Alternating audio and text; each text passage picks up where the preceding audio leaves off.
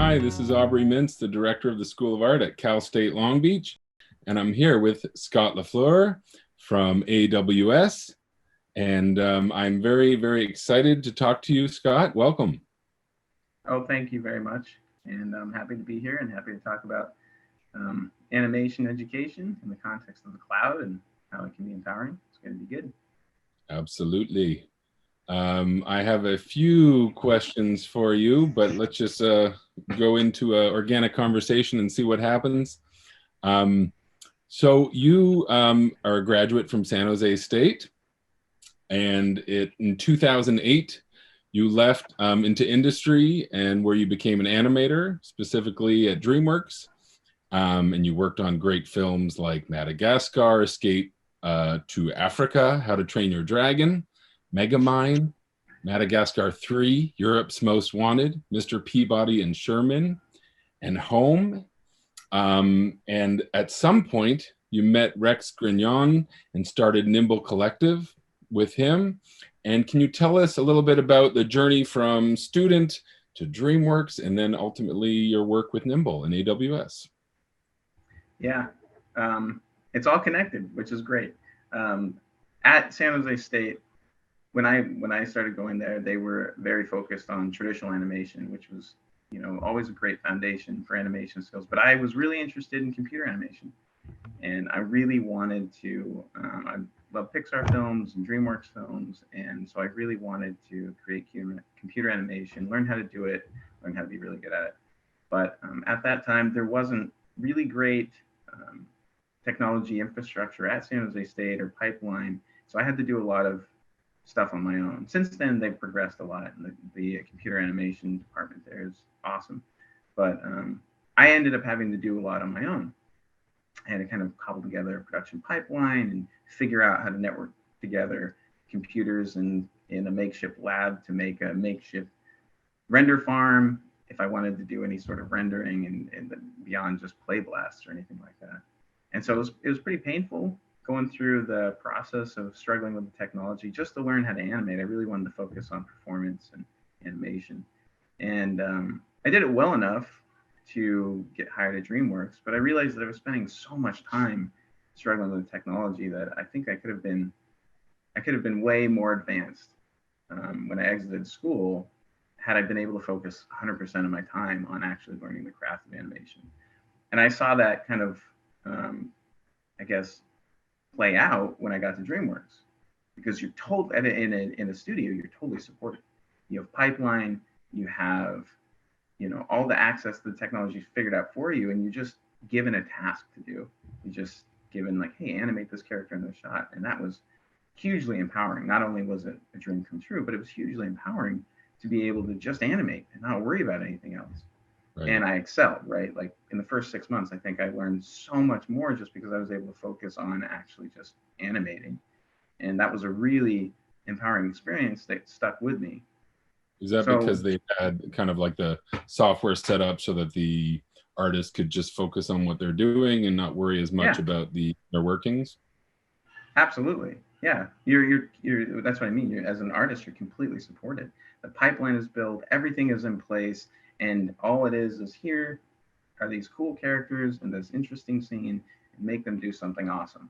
And that was your focus. They didn't have to worry about any of the technology underneath. And without that distraction, you can get so much better when you can focus on what you're really trying to do. So that stuck with me, that idea, that feeling stuck with me. At a certain point, I went back to San Jose State and I taught as an adjunct professor for a bit. And they were still in a little bit of a similar situation where everyone had Maya and kind of knew what they were doing, but at the same time, you could see a lot of struggle. There wasn't like a workflow or pipeline in place, and people were kind of doing it all themselves and rolling it themselves. And I still saw a lot of frustration and wasted time and effort Right. on technology. And I was paying attention to cloud technology at the time just because it's interesting. And I think a lot of people are always interested in what's going on in the cloud. And I saw this, oh, you could create a virtual workstation in the cloud with a high end graphics card and a lot of memory. Um, that kind of, and then you can stream that down to your laptop, no matter what kind of laptop you have. And from there, I was like, well, if you could do that, then you could probably put together a full infrastructure and pipeline. And if you could do that, you could do it once, and you can make it available to anybody that wants to use it. And that really resonated with me in my experience at San Jose State, because that would have been awesome if I had some sort of cloud infrastructure set up where everything was solved, and then all I had to do was access my task and work on it. I would have been able to learn so much more. I think I would have been able to just excel. So with that in mind, I approached my boss and said, hey, I think there's an opportunity to, disrupt the animation education process and really provide not only this really great democratized solution to animation education, but to anybody that wants to use it. And so that's how that's kind of all connected. And at that point, I'm like, hey, we should go do this. We should go see if we can make a run at it. And he agreed with me. He thought, it was a really interesting idea. And so we left and we started a company called. And that was Rex. Yep. Yeah. Right. So Rex Grignon and I and Jason Schleifer and Bruce Wilson all left our jobs at the time, and three of us were at DreamWorks, and I think Bruce was at Google at the time. We all left because we were really passionate about this idea of democratizing animation technology. And if we could do it well and do it once, put it up in the cloud, and anybody could have access to it no matter where they are. And for me, that was really exciting because it meant that the entire education system could benefit from it. It meant that students, could have access to the same technology that professional animation studios have access to, and in a really easy and simple to use way.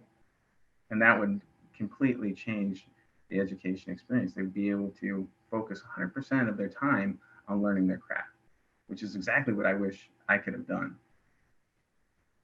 I have another question about being acquired by Amazon, which is incredible.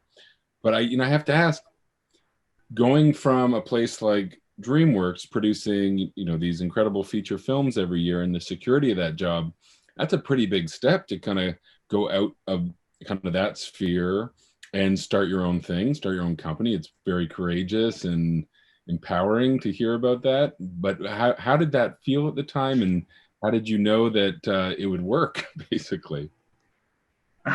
You don't, right? But we really believed in it, we thought that, like, hey, nobody is really doing this in a way that is going to be really empowering. And we have this very clear vision as to how we wanted it to, how simple we wanted to be to access. And we thought that if we can get that right, it's going to resonate and it's going to provide a really great solution for people that need it. And so, yeah, it takes some guts. I appreciate you saying that. I mean, because it does take a little bit of guts, but when you believe in something that much, you're willing to kind of take the risk. And I think Amazon acquiring Nimble Collective showed that there is a future for empowerment for animation industry, but also animation education through the cloud, through cloud technology. So that was, it's reassuring to know that other people believe in it too. So talk a little bit more about that process and, what happened once Amazon acquired Nimble, and the product that you've developed, and how it can potentially provide CSU faculty and students a great service. It was like I've said, is validating what we were setting out to do. And Amazon and AWS in particular is committed to the animation industry and the VFX industry and empowering them. And so they've been, over the past 4 years or so, they've been building a team of industry professionals throughout the organization. So on the service side and also on the business development side, that really focuses, that understands the struggle, that understands the industry, that understands the workflows, so that they can provide really great solutions to the animation and visual effects industry. And they've done a fantastic job. And that was part of the reason for acquiring Nimble Collective, because we were made up of technology experts, but also artists. So 3 of the 4 founding members, myself included, of Nimble Collective, are artists. And and that's what's great about AWS is one of the principles that they run the company by, Amazon and AWS, is it's called customer obsession. They're really obsessed with trying to create amazing solutions working backwards from customers. So it makes sense that you would want to build a team who is responsible for providing solutions to the industry out of that industry. So they built the team out of the industry, and that's part of what the Nimble Collective acquisition was. So we have a bunch of people that are focused on creating really great solutions for the animation industry that ultimately we believe animation education can benefit from as well. And we experienced that when I met you in 2017 during a CSU Summer Arts class. We led 30 students through the creation of a short film using cloud-based platforms. And from my perspective, it was incredible, not only to watch this group from all over the world work together on this short film, but knowing that the technology and production side was taken care of by the group, then by the platform. So from your perspective, how was that experience? And maybe you can talk about the specifics of how it works behind the scenes when people venture into production. It was amazing to see what the students could do in such a short time frame when they're enabled and empowered. And it was complete validation of what we believe was possible. So we came in and we had the platform, and at AWS we call it a service. We had the service, and the students came on and they were able to start creating work nearly instantaneously because it was all there. In any other situation, you'd have to spend at least weeks setting up some sort of cobbled together pipeline out of whatever computers and stuff that you had at the location you were at. And that just was all taken away. It was almost immediate that they were able to start being productive. And that's exactly the vision that we had in mind. We really wanted to eliminate the setup. And Rex likes to say that when the technology becomes invisible, that's when real creativity, and it almost turns magical at that moment, when you don't even see the technology. It's just there, it's working on the service, other people are taking care of it, and you can just focus on the amazing thing that you want to do. And that's what was really validated. So it was really inspiring. It was such an amazing experience to see how much awesome content, like an entire short film was produced in that short time frame. I don't know if that's ever been done before. I don't know. I can't prove that was the first time that something of that long has been able to. We're the first. Yeah, exactly. But it certainly was a really amazing experience. And from our side, it was great. Obviously, there were like little bumps along the way. The team had to rally around and fix, different issues and jump on. But it was great to see it validated. It was great to see that if we can create this workflow and we can provide solutions in the cloud, how empowering it can be for a group of people who are just coming together and starting on the spot, starting essentially an animation studio on the spot, and then within a couple of weeks able to produce a 3-minute short film. It's really cool. Well, that's the comfort. You keyed onto it there, where you said the team was working behind the scenes, and as an artist, the last thing you want to do is have to worry about those details that kind of slow down production. Whether it be transferring files or figuring out how one software talks to another. It was amazing to see these artists just kind of go forward, create, and have this kind of professional platform where it felt like they were working on, well, it didn't feel like they were working on a professional production. And that kind of elevated everyone. I mean, you said it was amazing how fast they all kind of worked together. But I think part of that was knowing that there was this kind of safety net around them, a technology safety net, if you will, where they were able to just focus, talk to each other. They were talking to the team on the chat box, and it was these students were getting the experience of like a real-time production on a daily basis. We had dailies every day. So something happens, I think, when you move from like a student project to the appearance of a professional film, Right. where it ignites that passion and professionality in the students. Yeah. No, I totally agree. And that was that's part of what, you know, our thesis is that if you can take care of the stuff that slows them down, the technology stuff, that the work will elevate because there's more time to focus on it. There's less worry and stress about, oh man, is the render farm working, or are the files syncing, or all this, you know, stuff that kind of clogs up your brain.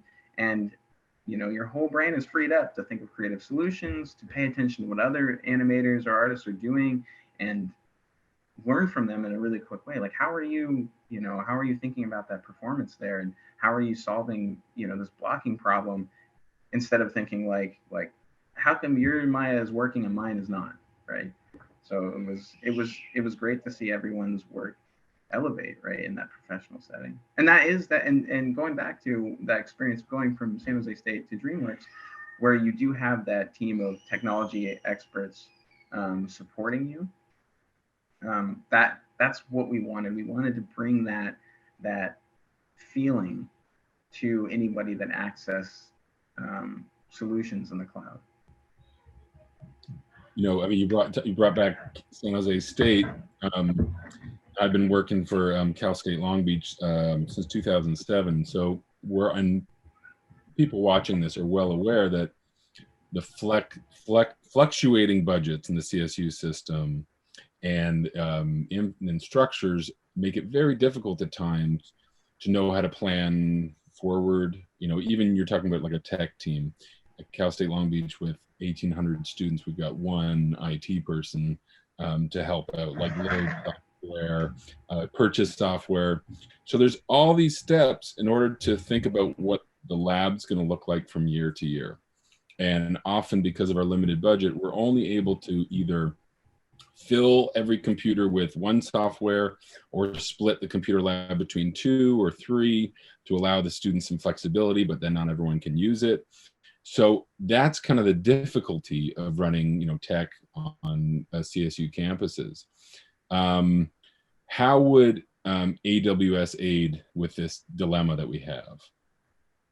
I think that there's lots of solutions, and that's what AWS is really great at, is building solutions specific to customer problems.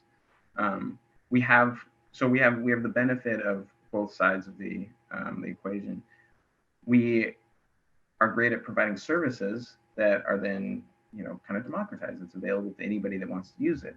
And then we're really great at engaging specific customers and building solutions for specific problems.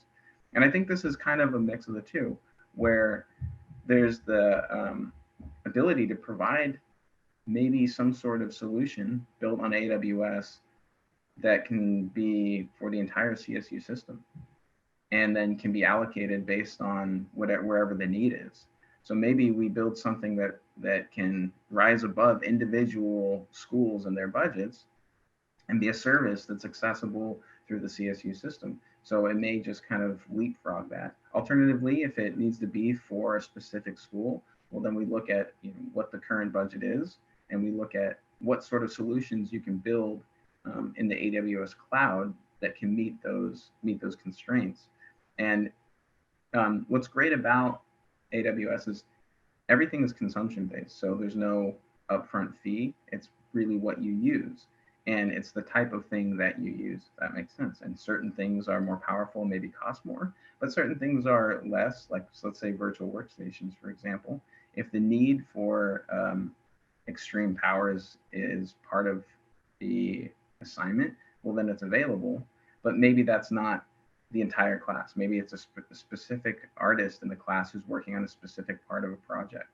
So instead of this kind of like flat, every workstation costs this much, it can be based on the artist. So like, for example, if somebody's painting in Photoshop or doing 2D animation, they need a little bit less graphics acceleration, but maybe they need some more memory. it's a different price point that's much lower than one that has the best graphics card and has a ton of memory and a ton of storage on it, which is maybe one person who's doing some sort of simulation project. So it allows for a lot of flexibility, and it's not one size fits all. So you can take your budget and you can divvy it up across a bunch of different workstations that cost different, that are more appropriate for the task that the student is doing.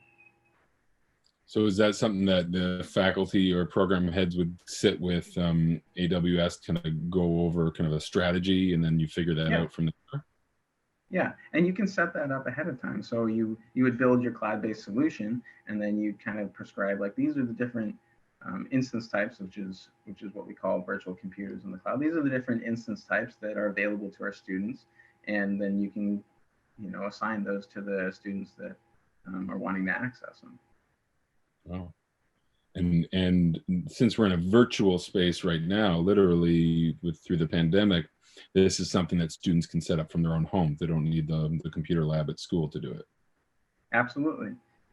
There are internet constraints and connectivity constraints. So there is a bit of a requirement, and that's something that's just out there, right? Internet infrastructure is what it is. And if you want to stream Netflix movies, you have to have a certain internet connection. If you want to have good interactivity with a virtual workstation, you're going to need a certain internet connection. But yes, that's exactly right. Whatever computer they have at home and an internet connection, they can connect to a virtual workstation. They can connect to the entire virtual studio that you maybe have set up in the cloud.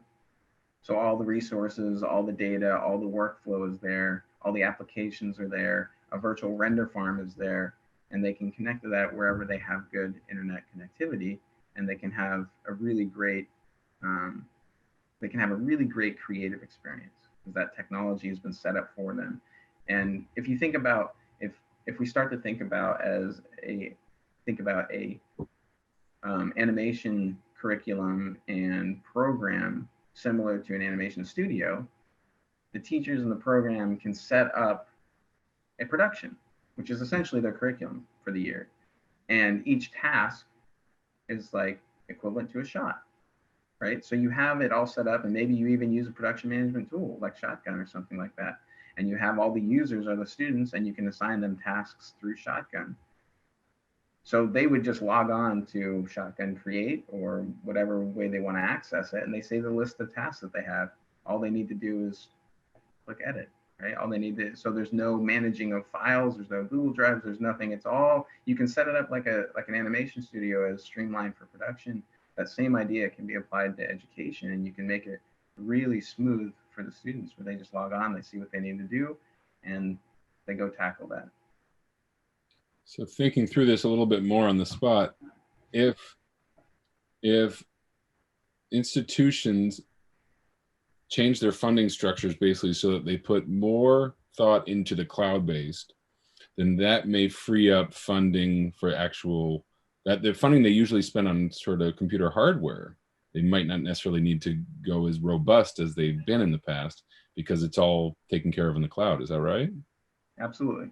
That would be the best way to go about it and think about it, is making a commitment to the cloud, and then spending your budget for computer hardware, creating an ongoing fund to pay for the resources that are consumed. And there's transparency in all the ongoing pricing and costs that are accruing, so you can kind of track what you're doing, and you can throttle back if you need to, or maybe you say you have a little bit more room, so we can allow the students to render a bit more higher res frames or something like that, or we can bump up some of the workstations for some of the seniors who are doing something more complex. We can go after some higher end machines, it's a great flexibility and agility and elasticity. There's all these wonderful buzzwords that are used to describe the technology that's in the cloud, but they're great in that they help you think about it. And the way that you purchase stuff now is very rigid. I have these workstations I have to put in this room, and that's like it's a kind of this rigid box that you've defined. Whereas because you have so many options and it's consumption based in the AWS cloud, it's kind of, you can think of it as a kind of scalable, elastic container versus like a rigid box around the technology that you're purchasing, and it allows for more flexibility and customization. You're suggesting that artists should think outside the box, Scott? No, I would never suggest that. Everyone should be very confined and narrow-minded in the way they think about art. I mean, I think it's a wonderful concept, and it's just trying to wrap your head around letting go, really, of how things are done right now, and kind of grasping the future, which is really exciting. And If, go it's ahead. the same thing that we've seen in the industry as a whole, and it's something that this pandemic actually ended up forcing the issue, because everyone had to work remotely, and studios that were very beholden in holding on very white knuckle tightly to their on-prem infrastructure had to let go of it. They're like, we're going to lose the studio entirely if we can't continue to work, and so they'd have to embrace the cloud-based infrastructure. It's amazing. Um, so, okay, is there any training for faculty on how to use AWS, or if they're interested, how could they learn more? Absolutely. So that's AWS has tons of training across its entire